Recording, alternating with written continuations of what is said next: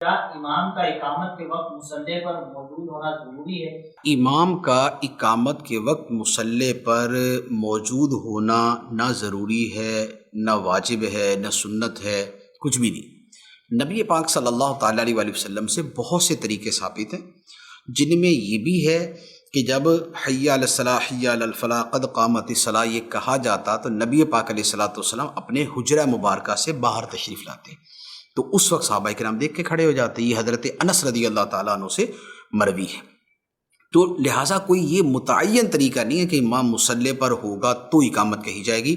یہ بھی ہو سکتا ہے اقامت شروع ہو جائے اور امام اپنے حجرے سے نکل آئے، محراب کی طرف سے نکل آئے۔ یہ بھی ہو سکتا ہے کہ وہ پیچھے سے اگر آئے تو وہ صفوں کے پاس سے گزرتا آئے گا۔ اس صورت میں جس صف کے پاس سے وہ گزرتا جائے وہ صف کھڑی ہوتی جائے۔